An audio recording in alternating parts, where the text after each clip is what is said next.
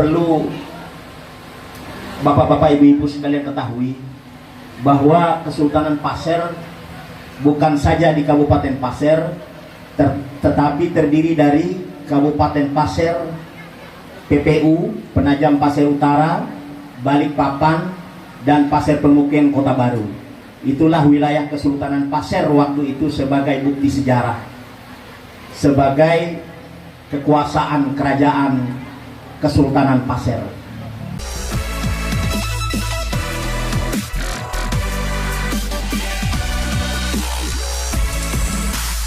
Pak Musa, yang saya hormati Ketua LPAP, yang saya hormati Bapak Koramil atau yang mewakili, yang saya hormati Bapak Kapolsek Muara Komam, yang saya hormati Camat Muara Komam, yang saya hormati unsur pimpinan perusahaan yang hadir, yang saya hormati petua-petua kampung, tokoh-tokoh kampung, tokoh agama, tokoh adat, Bawai Pasir, Dato Nene Andi Ogong, Yokio hadir mau acara Nondok Telion Berwaindo. Isai kabar taka? Alhamdulillah. Ini sapaan kami, Pak. Isai kabar ini apa kabar kita? Jadi tidak ada macam-macam. Baik teruslah. Terima kasih. Alhamdulillah, kita panjatkan puji syukur kehadirat Allah Subhanahu wa taala dengan rahmat dan hinayahnya. Pada siang hari ini kita bisa berkumpul dalam rangka acara Berwa Nondok Telion. Tokoh Pasir mau batu-botuk adalah bagian dari Kesultanan Pasir yang selama ini boleh dikatakan tenggelam dari permukaan, Pak Kades. Nah, dengan adanya begini artinya kearifan lokal muncul di permukaan. Bukan berarti, mohon maaf, kita adalah hidup dalam kebinekaan, Pak Bupati. Tidak mengkotak-kotakan golongan, suku, ras, agama manapun, tetapi ini bagian dari sejarah. Ini harus digarisbawahi. Ini bagian sejarah bahwa memang di Tanah Pasir ada situs sejarah yang memang harus dilestarikan, harus kita jaga semua, dan mudah-mudahan ini menjadi ikon Kabupaten Pasir ke depan, bahwa kita ada beberapa situs-situs sejarah yang memang harus dilestarikan, dan mudah-mudahan ke depan wisatawan kita bisa berkunjung ke tempat Batu Botuk sebagai situs sejarah.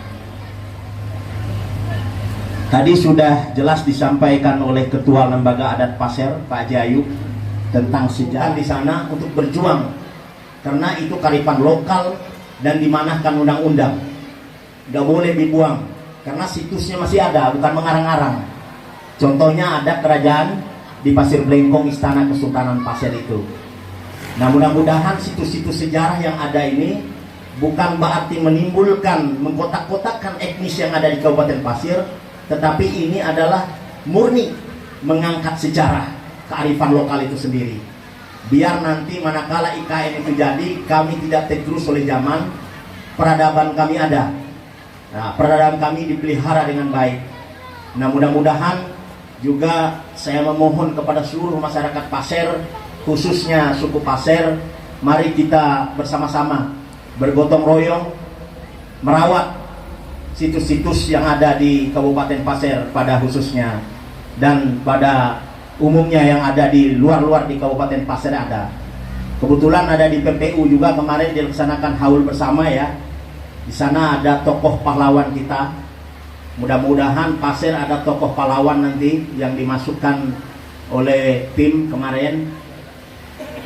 Dan kami memohon juga di Pasir ini ada tokoh-tokoh pahlawan seperti Aji Pangeran Panji.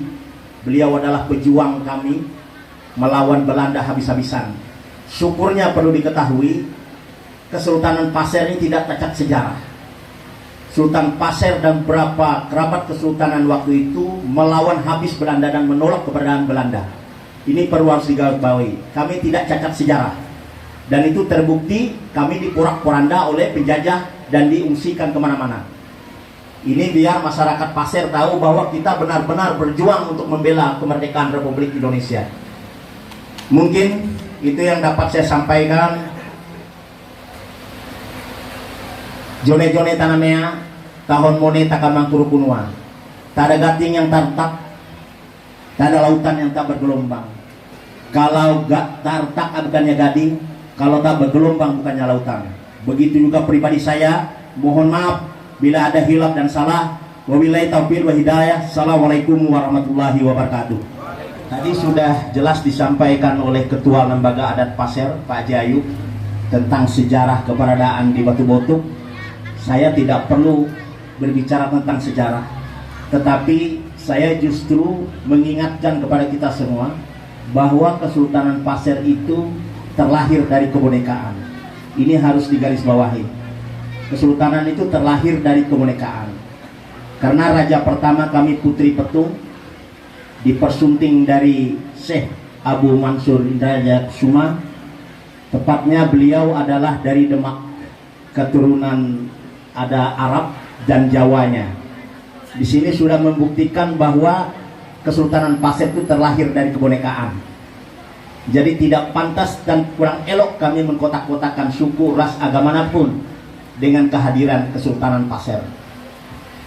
Selanjutnya perlu bapak-bapak, ibu-ibu sekalian ketahui bahwa Kesultanan Pasir bukan saja di Kabupaten Pasir, tetapi terdiri dari Kabupaten Pasir, PPU, Penajam Pasir Utara, Balikpapan, dan Pasir Pemukiman Kota Baru. Itulah wilayah Kesultanan Pasir waktu itu sebagai bukti sejarah, sebagai kekuasaan kerajaan Kesultanan Pasir. Mungkin bapak-bapak, ibu-ibu mempertanyakan, kok kenapa ada sultan sekarang? Nah, ini perlu saya jelaskan biar tidak timpang siur, Pak Wakil Bupati, bahwa Kesultanan Pasir kenapa muncul sekarang, tidak dari dulu. Karena Kesultanan Pasir ini hancur oleh kolonial Belanda hampir 1 abad yang lampau, bahwa kami terporak-poranda oleh fitnah dan hasud oleh kolonial Belanda. Makanya Kesultanan Pasir tidak dengan seperti tetangga kita sebelah, Kesultanan Kutai dan Kesultanan Banjar. Mereka memiliki juriat terus menerus turun menurun. Makanya kemarin kami adakan pemilihan kesultanan yang memang betul-betul juriat asli Kesultanan Pasir. Ada 3 kandidat. Pertama saya sendiri, yang kedua Haji Nurhanuddin, yang ketiga Haji Yahya. Jadi ketiga inilah juriat kesultanan yang dipilih oleh Majelis Alim Ulama, Majelis Juriat Kesultanan Pasir, dan Lembaga Adat Pasir, tokoh-tokoh Lembaga Adat Pasir.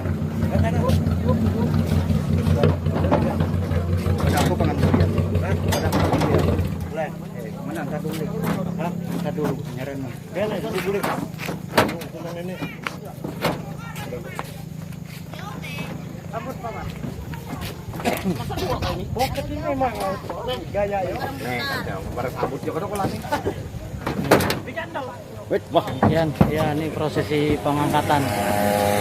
Wah.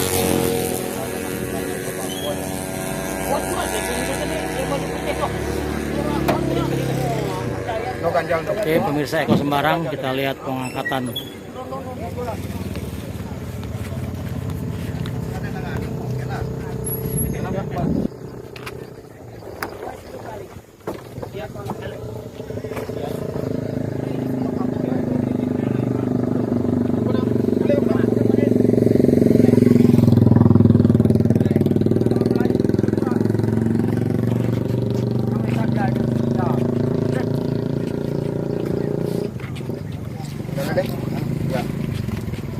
Yang kat kedua di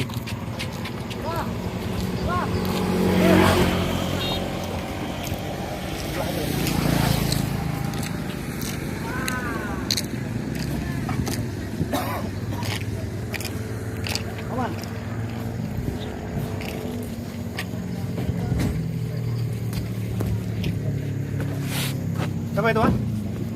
Iklan tuh, Pak?